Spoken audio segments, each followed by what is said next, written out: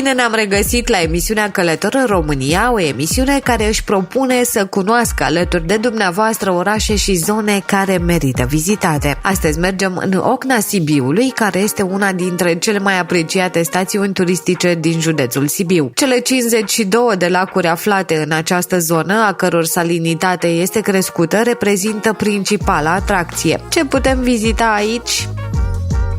Salina Ocna Sibiului din orașul Ocna Sibiului, județul Sibiu. Zăcământul de sare a fost exploatat încă din timpul romanilor, continua exploatare, ducând la formarea unor mari caverne subterane, care prin prăbușirea lor au format lacuri precum Horea, Cloșca, Crișan, Lacul Fără Fund, Avram Iancu, Ocnița, Sfântul Ion, Brâncoveanu, Sfântul Ignat, Austel. În epoca romană, modul de exploatare a sării a avut un caracter sezonier, implicând asigurarea nevoilor generale ale statului pe durata unui întreg an calendaristic. În anul 1896, la Ocna Sibiului era deschisă o singură ocnă de sare, deservită de un crivac de suprafață, acționat de 8 cai. Ultima mină de sare de la Ocna Sibiului, Ocna Sfântul Ignat, a fost închisă în anul 1931.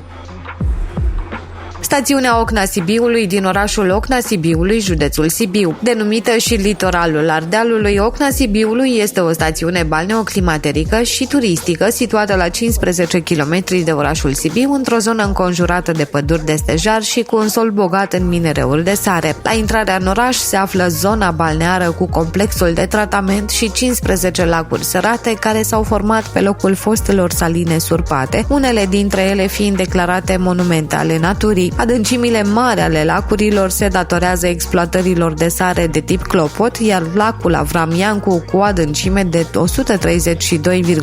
metri, este considerat cel mai adânc lac de ocnă din țară. Printre principalii factori de cură ai stațiunii se numără apele sărate concentrate, nămolul sapropelic, apele minerale din izvorul Horea, topoclimatul sedativ relaxant cu efecte de tonificare asupra organismului omenesc. Biserica Ortodoxă Ocna Sibiului este una dintre cele mai vechi biserici din județ și datează încă de pe vremea lui Mihai Viteazu din 1599. Biserica este restaurată de Constantin Brâncoveanu între anii 1699-1700, de aceea mai este cunoscută și sub numele de Biserica lui Constantin Brâncoveanu.